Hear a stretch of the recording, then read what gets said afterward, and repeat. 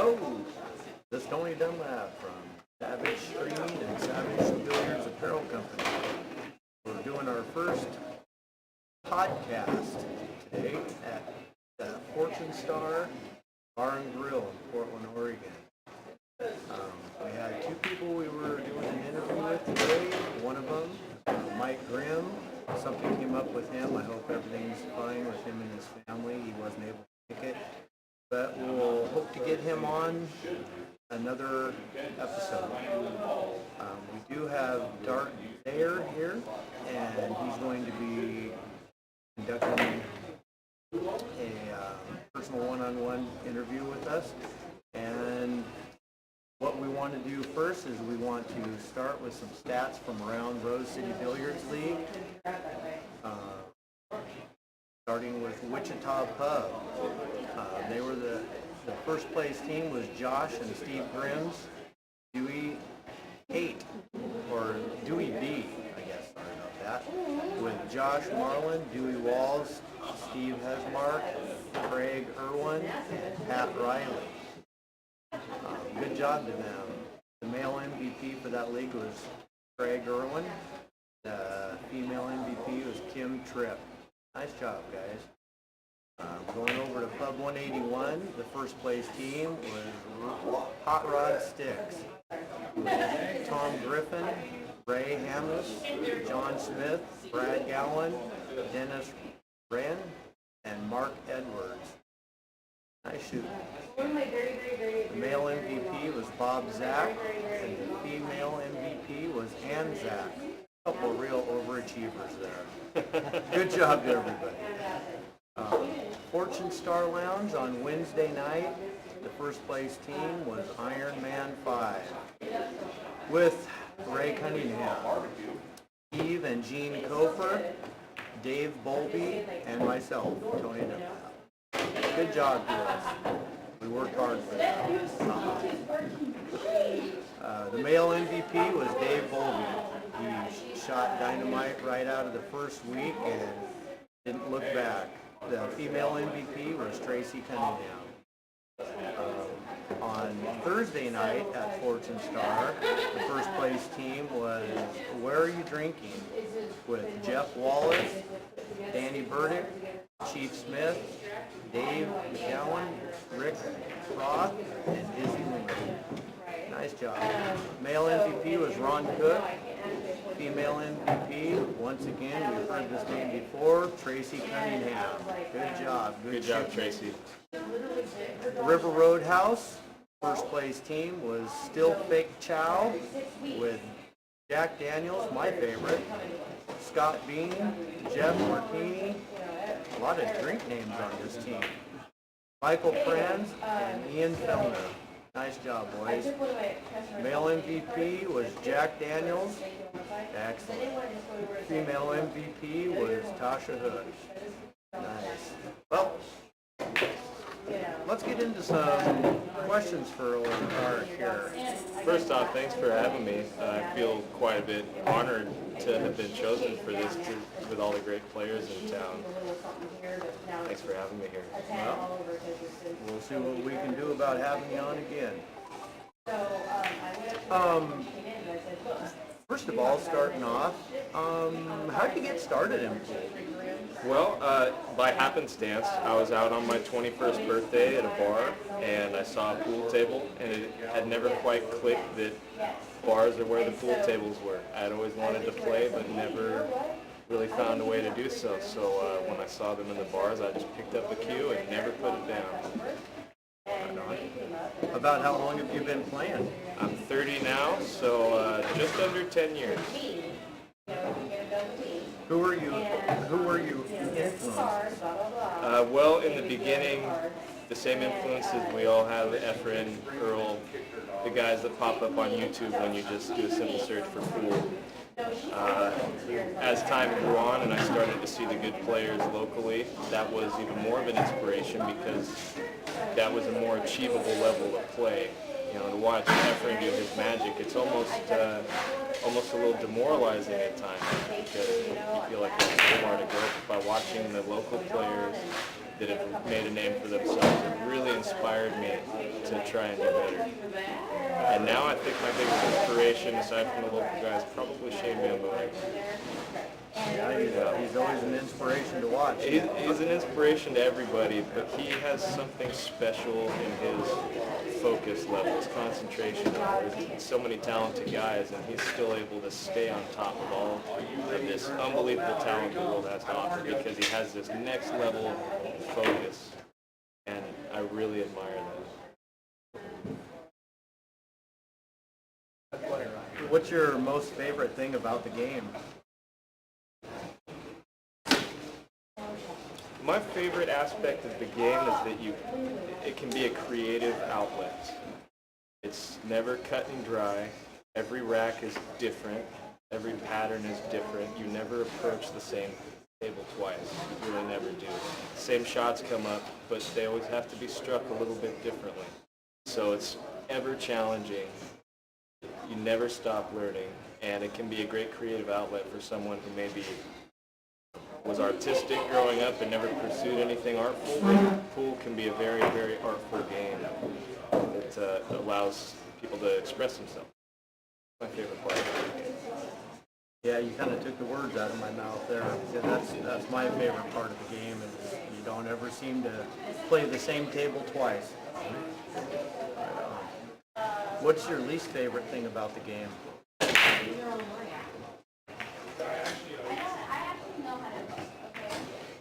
It's really hard to pick something and say it's my least favorite thing.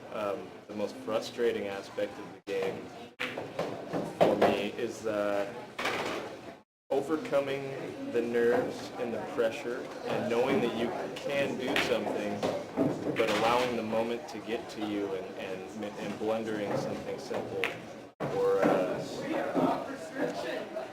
not being able to overcome the mental blocks that prevent me from achieving my potential in the moment. That is so frustrating, but at the same time builds mental fortitude and builds the experience necessary to become a better player. So it's really hard to say that it's my least favorite thing about the game. I guess that's what comes to mind, the frustration. Though I know I'm growing inside from that frustration, becoming a better player, in the moment I hate it. Yeah, those things that remind us that we're human, Yes. not a machine. Well, I've never quite achieved that level of play to feel like a machine. I always feel very human at the table. What's your most memorable match? And if you remember who you were playing, what came up, why was it your most memorable? This match will stick with me forever. It wasn't a money match. It wasn't a known player. I don't remember the gentleman's name. It was an APA match, an APA regionals or tri-cups, and my team needed a shutout, a full 5-0 win in order for us to advance to the next round because we were behind all on my shoulders. And while I expected to get the match anyway, I just happened to play flawless. I don't remember making a mistake. It was a one-inning match, and that was the first time that I'd ever felt intense pressure and still played well. So I got over a big hump there. In the past, before that moment, 4 years ago or so, I would always buckle under pressure. I just didn't have that experience yet, and that match was a turning point. I felt the weight of my team on my shoulders. I had to roast this guy, and I played great. I played well beyond my average ability, and finally got over that hump of not being able to deal with pressure. So I'll never forget that match. Yeah, sometimes those matches that don't seem to mean a lot in the grand scheme of things because you maybe have moved on skill level wise and you've played, better players, better matches for money on the line. Sometimes those don't matter as much as Right. what it took you to get there Yeah, being the most memorable. That match, despite being just an APA match, it was a turning point for me, and it's when I realized that, okay, this mental block I have of just choking when the pressure's on doesn't have to be there. I can overcome that. You became a hero for your whole team that match. So Yeah, and I definitely always want to pull through for my team, but that was a big personal growth moment for me. Right on. I like hearing that. In your opinion, what is hurting the sport of pool? A lot of things. Beyond the obvious that ESPN doesn't want to get involved in all the things that we can all point at and say that's hurting pool. Beyond that, I think what's hurting pool is people acting like I used to act before I had respect for the game and had the experience to develop etiquette. And I had a bad attitude a lot of the time. I didn't have enough respect for my opponent for the game. I see that a lot at the lower level of play as a playing league. And I think if everybody would be a little more supportive and respectful, as I learned to be over time, the game can't help but grow. As long as there's all this negative energy out there, people kind of beating each other down, the game's not going to go anywhere. And if we're more supportive and respectful and treat the game with a more professional attitude, then it can't help but do good things for the sport. Yeah. When you talk about respecting your opponent, respecting the game, can you emphasize on respecting the game? It kind of sounds like almost the game that you're playing is a person also, and you have to respect them as much as the actual person you're playing. In a way, yes. Yeah. I tend not to respect the cue ball a lot, and it tells me all the time that it's controlling me. I'm not controlling it. Yeah, as soon as you disrespect that cue ball, you get slapped right in the face, don't you? But I think it's really important that when you lose, you're a good loser. Don't be a sore loser. We've all been known to be sore losers. I had a real problem with it in the past, and it took a lot to overcome and accept that I'm going to lose. Yeah, and we can spend a lot of time in this game, and that's probably the biggest hurdle to overcome is learning how to lose. Learning how to lose. Mm-hmm. You can never take it out on your opponent. Always shake their hand, look them in the eye, congratulate them on shooting well. Don't just give them a half-hearted handshake because you messed up and you didn't win. Well, I've fallen victim of that too. Is sometimes people like when I'm playing, they may think he's kind of a poor sport, and it's like when somebody gets up and beats me, I always give them kudos to that. It's when I beat myself and I get frustrated, it makes it come out like I'm being a poor sport to my opponent, and I don't want it to come out that way, but sometimes it does, and it's hard to separate those two things. Yes, there's a fine line where you can be disappointed in yourself, of course. You shouldn't hold in all of your emotions completely. It's going to eat away at you and you won't be able to make the ball. You have to let it out in some way, but you have to be always respectful of your opponent.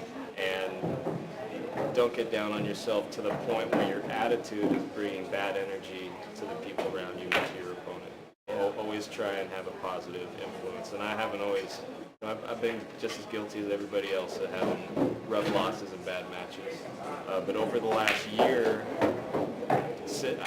I realized that there's people that look up to me. I may not be one of the best players in town, but I get looked up to in league, of course, and I have to lead by example. And I realized how bad of an example I was setting, and strived to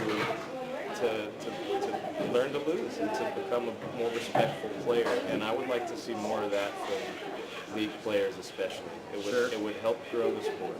Yeah, definitely. What do you think would help the sport or better the sport from what it is now? I think things are on the right track. Everything that I've seen happening in the last few months with small companies taking off, like Savage Billiards, promoting the local players, pushing the game itself, trying to get more tournaments higher payouts, just more interest in general in the game. The interest is what's going to drive the game in the future, because it can't be always seen as just a bar room kind of recreational thing. If you want the game to really grow, people have to really get interested in it, be exposed to it, and I think companies like Savage doing what you're doing, that's helping get exposure to the game and get exposure to league play. League is what's going to bring in new players, and you never know who is going to become a great player. You would never pick up a cue without being talked into league. I would have never played if I wasn't talked into APA. Sure. You know, and I probably would have never played. And there's got to be champions out there that are just hiding in the bushes that have never picked up a cue. And by representing the local area leagues, those players might get drawn in. Sure. If you had to go back and change anything about what you've learned, how you've learned it, would you have done things different? Yes, this is such a good question for me, because I would have done just about everything differently. I feel that I made a mistake in that I treated the table like a toy, treated the game like a toy. My first several years of playing, I didn't get out and play tournaments. I didn't play good players. I kind of just slapped the ball around and had fun and experimented. If I could go back, I would fix my work ethic and actually try to better my game rather than just learn wild shots and learn how to stroke the ball.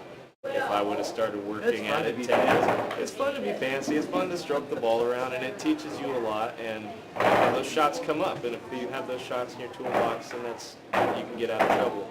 But to work on only those fancy things and not work on the drills and just aiming systems, the knowledge side of the game, I kind of did things backwards. I learned all the skill shots without having any concept of what I was doing. I could draw the ball 2 tables, I couldn't run a rack for years and years. And if I could go back, I would change my work ethic, I would do drills, I would get lessons, I would pursue the game at a more serious level. What's your practice routine? What do you tend to do for practice? When I practice, what's most important to me is to keep myself interested in what I'm doing. I don't respond as well as some other players to just say setting up the same shot over and over and working on little kinks, working on details. I do better. Not so much of a drill. I'm not much of a drill player. I prefer to. I'll just set up shots that demand a clean stroke and demand quality aiming, long distance shots, long bank shots, and if I miss a bunch of them, that's okay. I don't care about looking like a banger. Those shots correct your stroke. So drills I'm sure would be very beneficial to me, but for me, I get better quicker by practicing skill shots and practicing concentration. Yeah, I practice concentrating. When I start missing balls, I'll stay down on the ball staring at it for 30 seconds before I pull the trigger to make sure I don't miss this one and concentrate, focus. Drills benefit me. I just need to do it. And nobody likes drills. There's no fun in drills. There's no fun in drills, but there's something to say about having the regimented practice and developing consistency and execution. They say it's about, muscle memory, shooting that same shot over and over. Your muscles get the speed control you're looking for. I always find it hard to practice drills. I would much rather get up and practice games. Yeah, I'm the same way. I don't like practicing by myself, very much. I always like to at least be playing against an opponent. But that's just me. I'm the same way. I think most players are. Playing by yourself and staying motivated to continue a high level of play is difficult. You lose focus and concentration. That's why I said I practice focus and concentration, or at least I try to. It's the first thing to go when you're playing by yourself, and you develop bad habits. It really takes a special kind of person to be able to develop their game by only playing alone. Oh, yeah. Well, your game has obviously come a long way, especially in the last, year. It's getting there. It's still got a long way to go. What about the fresh players that are just coming into pool in the league? Is there any advice that you would give them as new players? Yes. If you can stand to do drills and not lose your passion for the game, if you can sit for hours and just practice your weaknesses, practice drills, practice basic shots and develop that consistency, if you have the heart to do it, because nothing will improve your game faster. But in my opinion, what's most important is that you hold your passion for the game, whatever that takes for you. If that means that you have to just go in and play wild shots like I did for a few years, then do that. Whatever it takes for you to hold your passion for the game so that you don't want to put the cue down. Yes, they are. Because time on the table is going to develop your game more so than any kind of regimen. Sure. In my opinion, it's all about time on the table. So you do whatever it takes to keep the passion. If you don't mind, we have some questions from people watching. Yeah. They'd like to kind of get your opinion on a few things. Yeah, sure. One question is, do you play any different against female opponents? And maybe to add to that a little better, different skill level lady opponents. Do you tend to get nervous playing ladies, or you treat them like one of the guys in the game? I want to say that I would like to say that I treat everybody the same, but your game changes a little bit based on everybody you play, just because your mood and your mindset has slight alterations from one person to the next. I know everybody says you're playing the table, not the opponent, but if that were true, then the local players wouldn't choke when they play the pros. You know what I mean? So your opponent definitely has an influence on your game to some degree. I try to not let it affect me much, but it definitely does.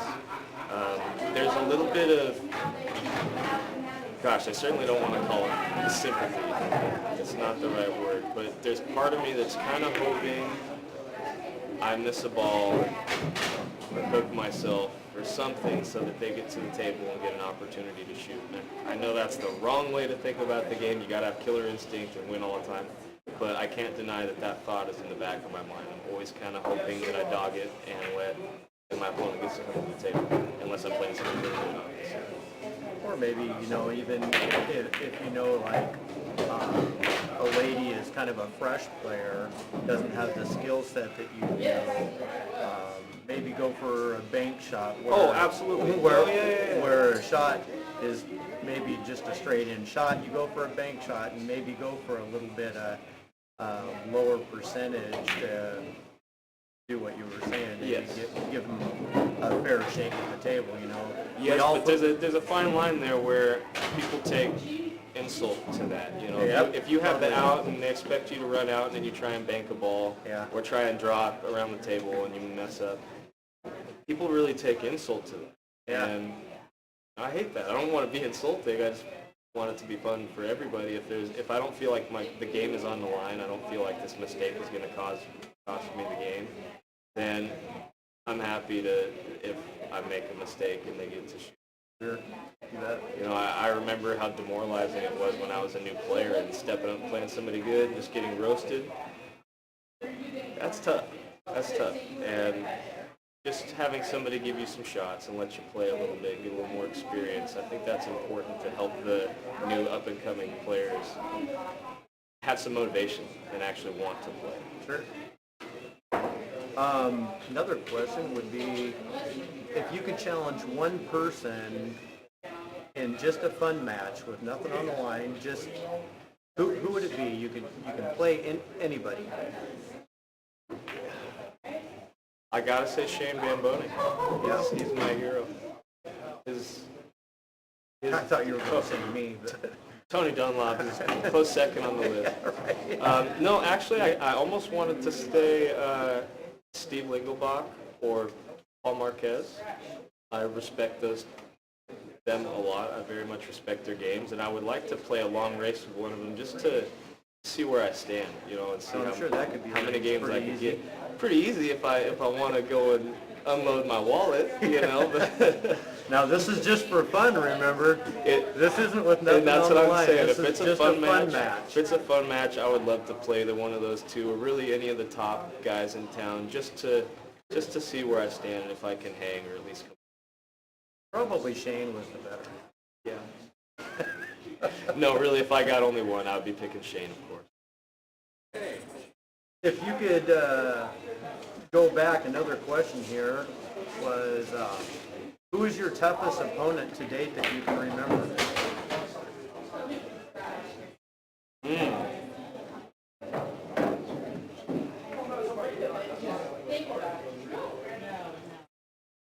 I've played a few players that were rated quite a bit higher from other states, but I think the toughest couple matches I've played were Paul Marquez.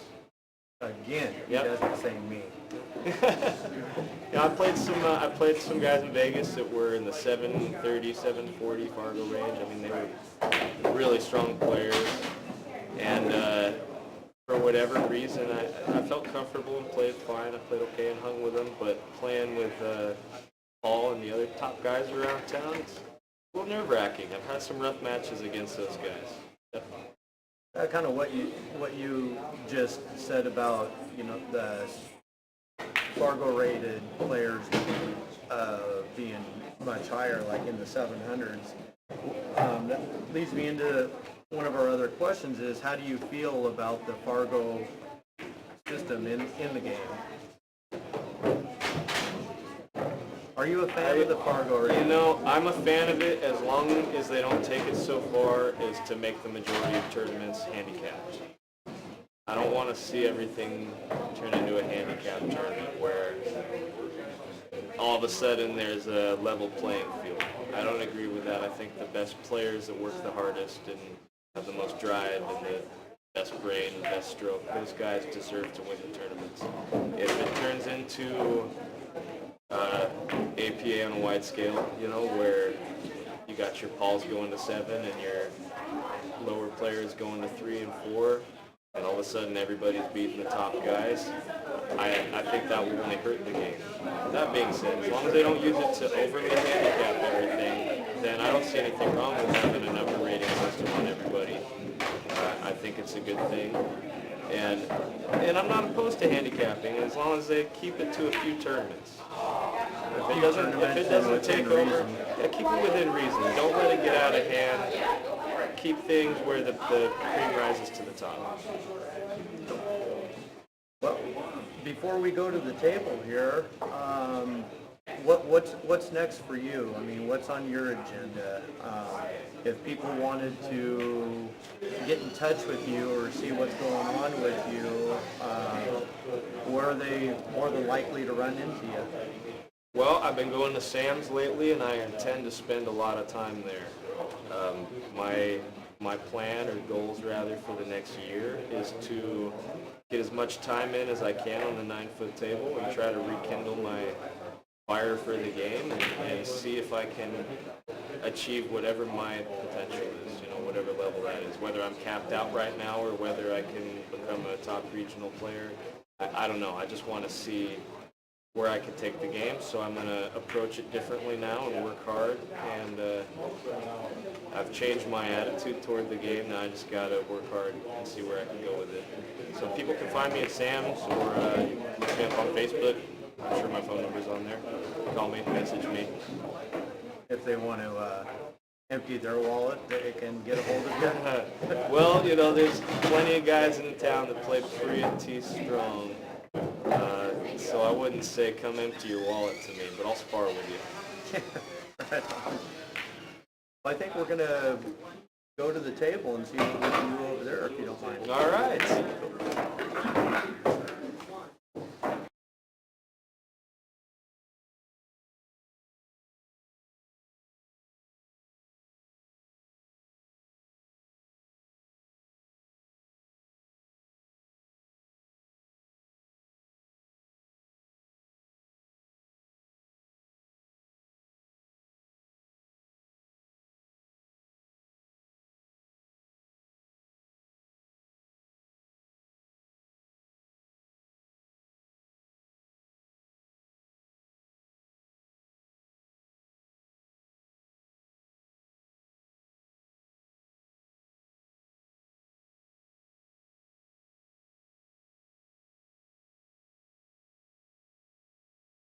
let's see what's in your face. Let's see the junk in your Well, as you can see, I keep it pretty simple. We got the J&J case. I think it cost me about $60. That's a simple basic case, but it does the job. Leather burnisher. Keep my tip nice and slick on the edges and the shaft sealed and clean it. He's got one of these. Two shapers.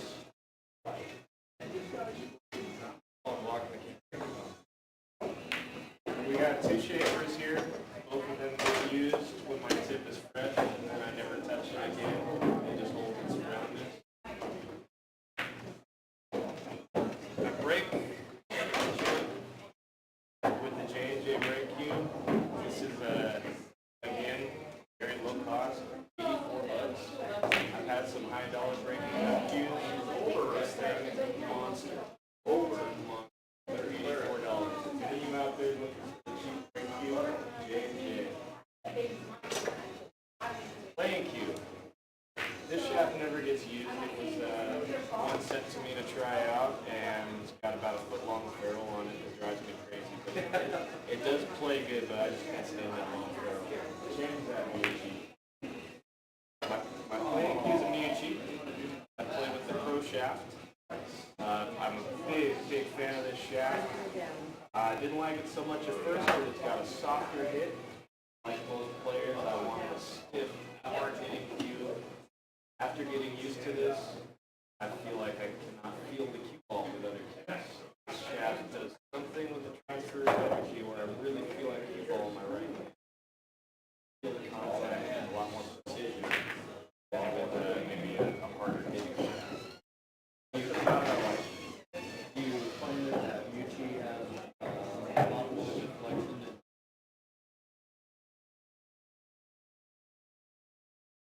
No, I would say that it's a very low cue ball deflection. To my view, it's right in between like a Predator 314 and a Z2 in terms of deflection. The shaft itself deflects a little bit. It's not the stiffest shaft, but the cue ball deflection. That's what's more important. And even more important than the amount of deflection is the bell curve of deflection based on how hard I can hit the ball. With this shaft, whether I'm hitting a firm shot or a soft shot, it just feels natural to make the ball. It's a very natural amount. I don't know how to explain it any better terms. And yeah, as soon as I picked it up,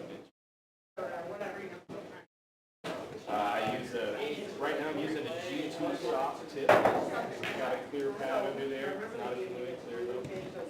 It's a great tip, but I find myself always going back to trying it.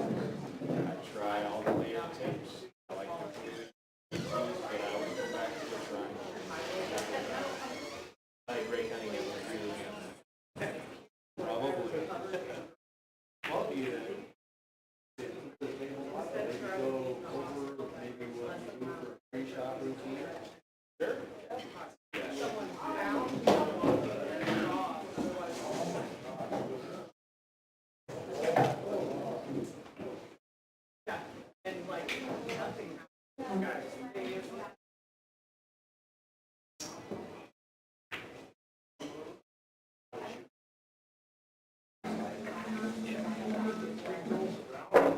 Maybe explain.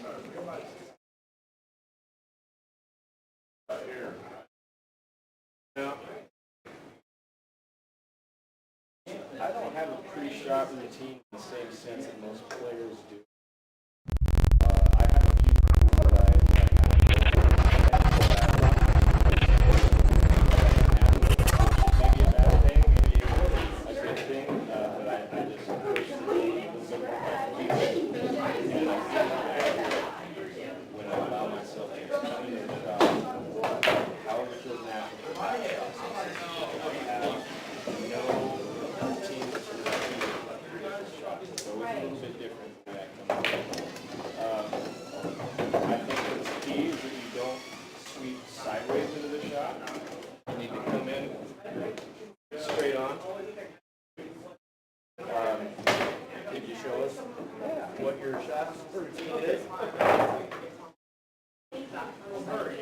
That's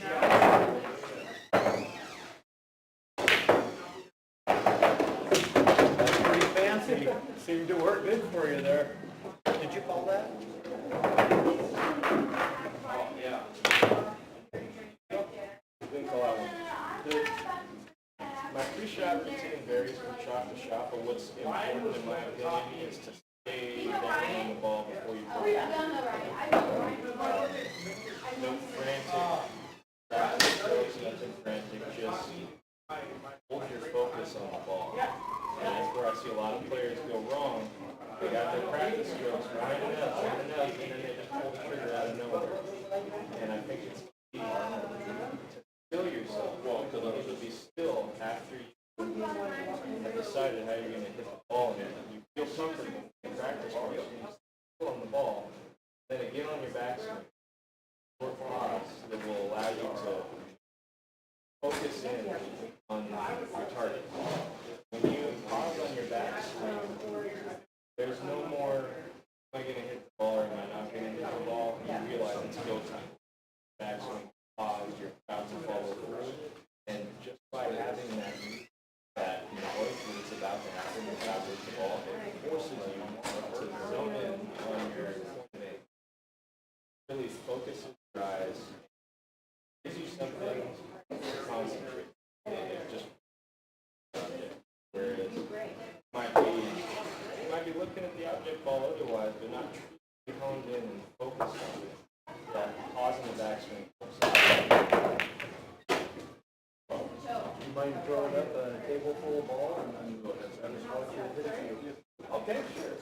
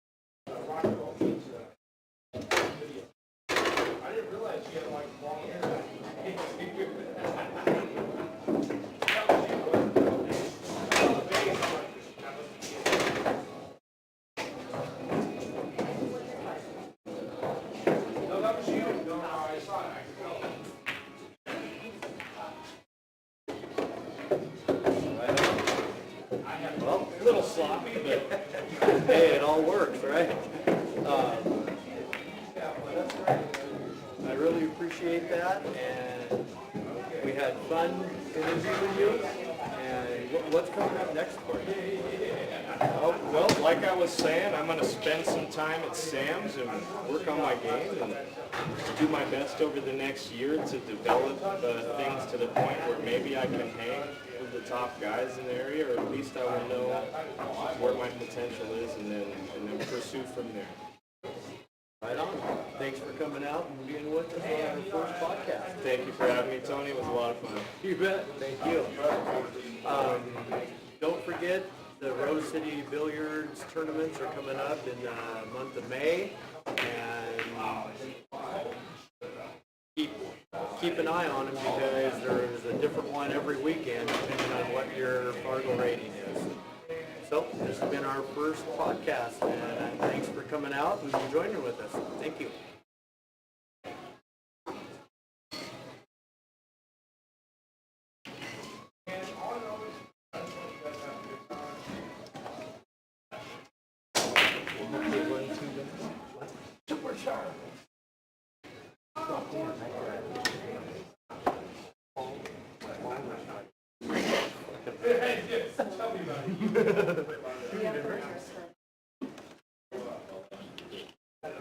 I agree.